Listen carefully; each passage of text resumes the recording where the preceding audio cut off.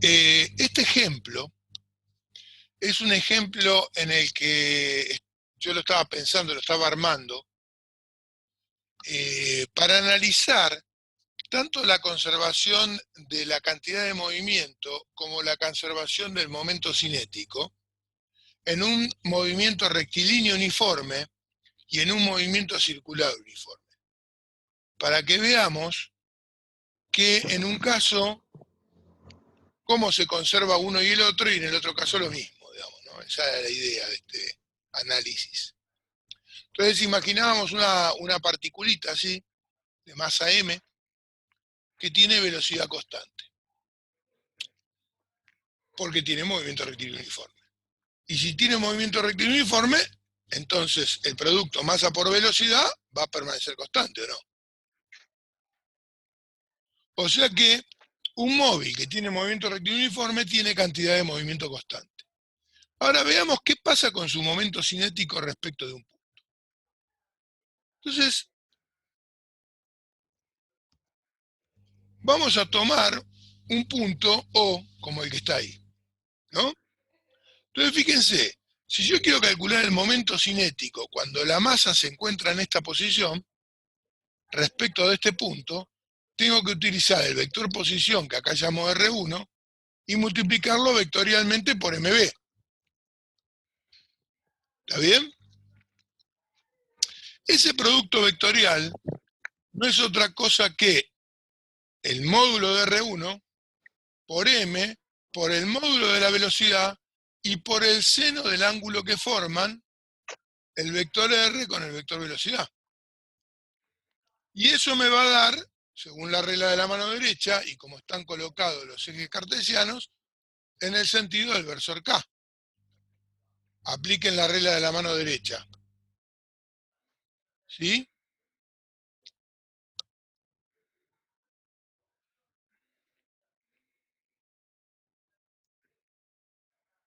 Mírenme a mí, acá en el video. No sé si me están viendo. Si yo aplico la regla de la mano derecha, ¿sí? Alrededor del punto O, este es el sentido en que rotaría, por lo tanto, el vector momento cinético sale de la pantalla y por lo tanto está dirigido en la dirección del versor K. Pero resulta que R1 por el seno de alfa no es otra cosa que I, la coordenada I. Por lo tanto, el momento cinético en el instante 1 me queda I por M por B versor K. Si ahora calculo el momento cinético en el instante 2, acá, cuando pasa por este punto, el vector posición es R2. El ángulo que ahora forma es 90 grados, ¿no? El momento cinético es el producto vectorial de R2 por MB. Me queda el módulo de R por M, por el módulo de B, y por el seno de 90 grados. Y también en versor K.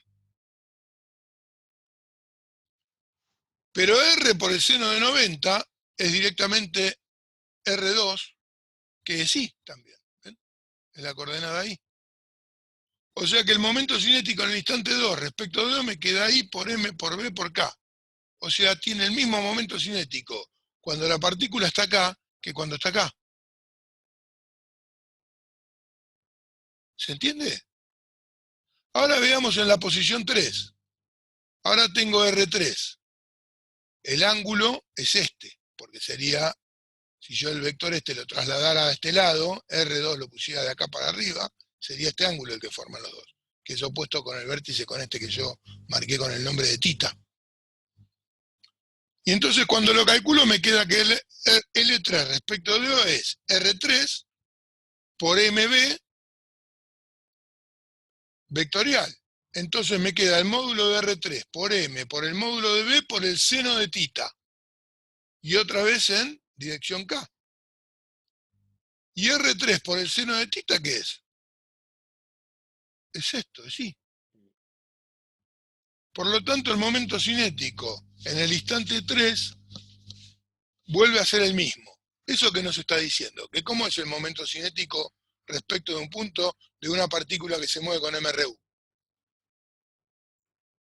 Igual en todos los momentos. Es constante. O Constante. sea que si hay MRU, se conserva la cantidad de movimiento y se conserva el momento cinético. ¿Se entiende? Para un cuerpo que se mueve con MRU. Que es un cuerpo sobre el cual no actúan fuerzas o la suma de las fuerzas, ¿cuánto vale? Cero. Cero. Hagamos el análisis para un cuerpo que se mueve con movimiento circular uniforme. Sería esta bolita que está dando vueltas ahí. ¿Está bien? La cantidad de movimiento, evidentemente, no va a ser constante, porque no es lo mismo, aunque el módulo de la velocidad sea el mismo acá que acá, ¿sí? La cantidad de movimiento no es la misma, porque no tiene la misma dirección y sentido, y es una magnitud vectorial.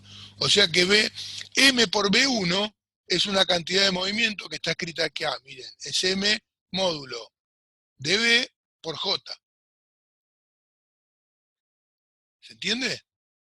Mientras que la cantidad de movimiento 2 es M por B2, que es, en este caso, M por módulo de B, en menos I, porque I sería para la derecha, esto está en menos I, por eso aparece ese signo menos adelante. ¿Ven que la cantidad de movimiento no es igual a la 1 que la 2?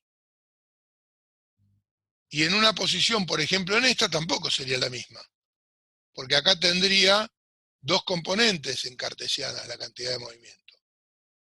M por B3 sería menos M por B por el seno de tita, perdón, de alfa, en I, menos M por B por el coseno de alfa en J, porque las dos componentes van una para acá y una para acá, y salen de descomponer el ángulo alfa, que sería este que estaría acá.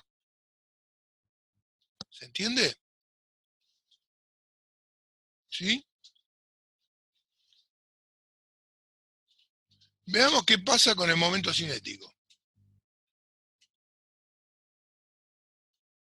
Para calcular el momento cinético en el instante 1, tenemos que hacer el producto vectorial de R por MB1. ¿Sí? ¿Y eso cómo sería? Y sería el módulo de R por M por el módulo de B1, que es el mismo que el módulo de B2 y es el mismo que el módulo de B3, o sea que lo puedo llamar directamente B. Por el seno de 90, porque acá forma 90 grados, R con B, ¿o no?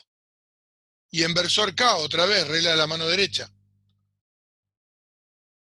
¿Sí? Con lo cual el momento cinético 1 va a ser R por M por B por K. Y el momento cinético en el instante 2 iba a ser R2 vectorialmente MB2, que va a ser módulo de R por M por B por seno de 90, otra vez, porque esto no cambió, el ángulo es 90. Versor K. O sea que me vuelve a dar lo mismo. Y en el momento 3, y lo mismo, porque este ángulo sigue siendo 90 grados. El radio sigue siendo el mismo, o sea que tiene el mismo momento cinético. ¿Esto qué quiere decir? Que en un movimiento circular uniforme se conserva el momento cinético igual que en un movimiento rectilíneo uniforme. Pero lo que no se conserva igual, ¿qué es? La cantidad de movimiento. ¿Y por qué no se conserva igual la cantidad de movimiento? Por las direcciones. ¿Y por qué? ¿Qué hay acá que no había en el movimiento rectilíneo uniforme? Desplazamiento en más de un eje. O sea, No, se pero no, mueve. ese no es la clave. ¿Qué es lo rojo que está dibujado acá? Sería las Acá hay fuerza centrípeta. aplicada. Sí, claro, la fuerza centrípeta. Acá hay fuerza aplicada. Entonces, y que actúa durante tiempo, ¿o no? Por lo tanto, hay impulso de fuerza. Por eso modifica la cantidad de movimiento. Pero hay momento de fuerza acá.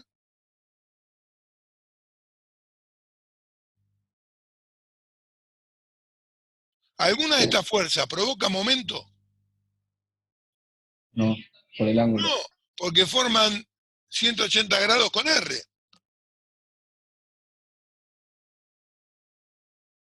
Entonces ninguna de estas fuerzas provoca momento, por lo tanto no cambian el momento cinético. Por eso en el movimiento circular uniforme, la cantidad de movimiento cambia todo el tiempo porque hay impulso de fuerzas aplicadas.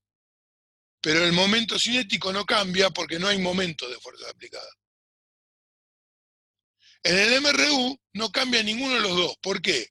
Porque no hay ni impulso de fuerzas aplicadas, ni hay momento de fuerzas aplicadas, porque directamente la suma de las fuerzas en el MRU vale cero. O no hay fuerzas, o la suma vale cero.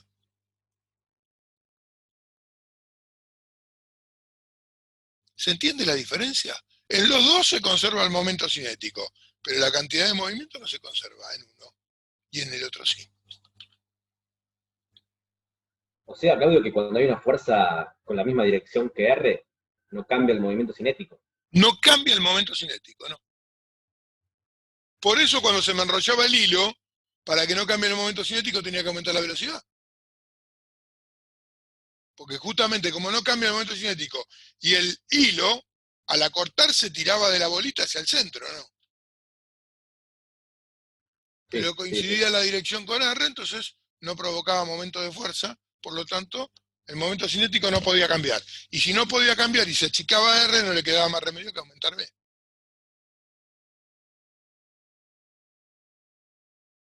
Sí.